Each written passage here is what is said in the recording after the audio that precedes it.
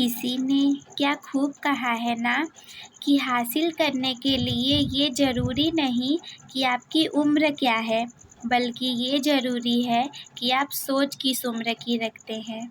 Hello my dear lovely students, मैं श्रद्धा स्वागत करती हूँ आप सभी का हमारे आज के इस वीडियो में smart student with Shraddha channel के साथ।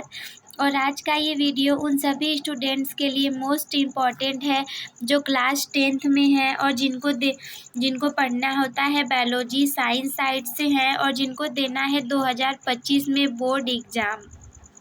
सबसे बड़ी बात तो यही है कि उन्हें 2025 में बोर्ड एग्ज़ाम देना है। और आज की इस वीडियो में मैं लेकर आई हूँ बायोलॉजी में चैप्टर 1 के 15 ऐसे मोस्ट इम्पॉर्टेंट क्वेश्चन जो कि 100% आपकी बोर्ड परीक्षा में पूछे जाएंगे।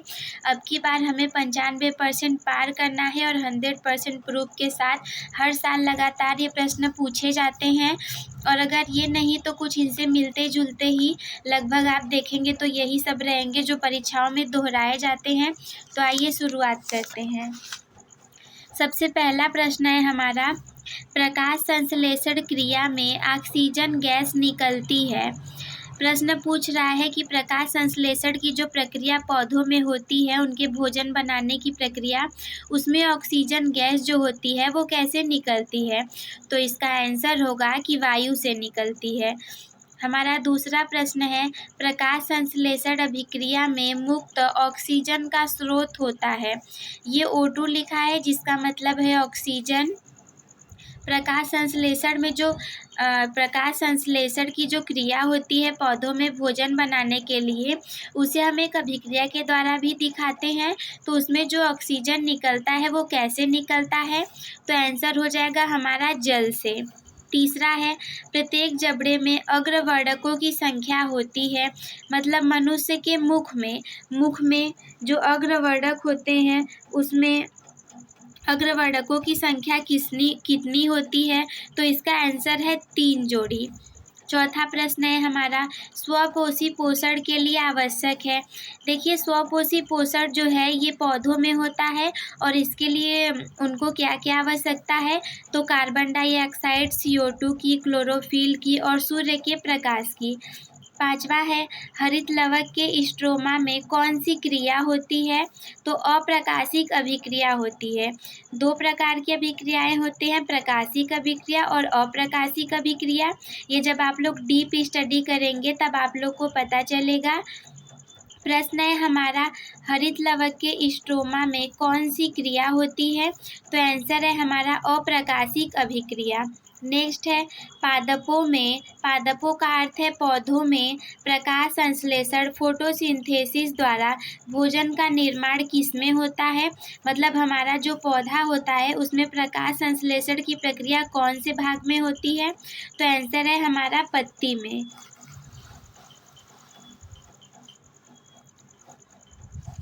अगला प्रश्न है, पादपों में वायु प्रदूषण को कम करने वाली प्रक्रिया कौन सी है। मतलब हमारे पौधों में ऐसी कौन सी प्रक्रिया होती है जो कि वायु प्रदूषण को कम करती है, तो वो है प्रकाश संश्लेषण फोटोसिंथेसिस। अगला है, आहार नाल के पेशीय संकुचन को क्या कहते हैं। देखिए, हमारा जो भोजन पचता है हमारा ऐसे आहार नाल होता है जिसमें से ऐसे ऐसे भोजन जाता है। तो यही जो ऐसे ऐसे सिकुड़ कर फैलना है, इसी प्रक्रिया को हम क्या कहते हैं, तो इसे हम कहते हैं क्रमानुकुंचन गति। यकृत स्रावित करता है। यकृत हमारे शरीर का सबसे बड़ा ग्रंथि है और इससे पित्त रस का स्रावण होता है, जिसे इंग्लिश में हम लोग बाइल जूस कहते हैं। अगला है, मनुष्य में लार ग्रंथियों की संख्या होती है।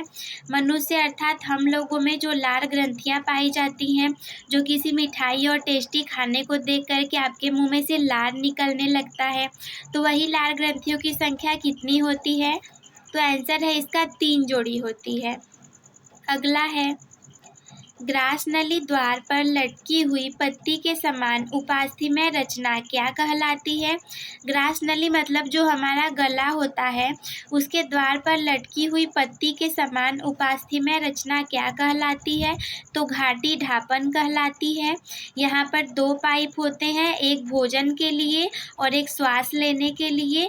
जब हम श्वास लेते हैं तो घाटी ढापन हमारे भोजन वाले पाइप को ऐसे ढक कर के रखता है, और जब हम खाना खाते हैं तो ये हमारे श्वास वाले पाइप को ऐसे ढक कर के रखता है। तो यही है घाटी ढापन, जिसे कहते हैं टॉन्सिल्स। नेक्स्ट है, आहार नाल की सी के आकार की संरचना क्या कहलाती है? तो इसे हम ग्रहणी कहते हैं। नेक्स्ट है, मनुष्य में दूध के दांतों की संख्या कितनी होती है? आप लोगों ने देखा होगा जो छोटे बच्चे होते हैं 5 से 6 साल की उम्र में, उनके दांत टूटने लगते हैं, वो उनके दूध के दांत होते हैं। घर वाले बोलते हैं हाँ इसके तो दूध के दांत टूट रहे हैं, तो वही कितने होते हैं? 20 होते हैं बच्चों में। कृमि रूपी परिशेषिका किसका भाग है? ये खाली स्थान था जिसे हमने फिलअप कर दिया। कृमि रूपी परिशेषिका बड़ी आंत का भाग है, जिसे सब लोग अपेंडिक्स कहते हैं, जिसके बढ़ जाने से इंसानों में प्रॉब्लम होती है और इसका ऑपरेशन करवाना होता है। वैसे तो ये हमारे शरीर का अवशेषी अंग है, लेकिन इसमें जब कोई फूड का पार्टिकल चला जाता है तो काफ़ी ज़्यादा परेशानी होने लगती है। यह सूज करके बड़ा घाव का रूप ले लेता है। ये हमारे बड़ी आंत का भाग है। जठर रस निकलता है। जठर रस कहाँ से निकलता है? तो आमाशय भित्ति से। वीडियो देखने के लिए धन्यवाद।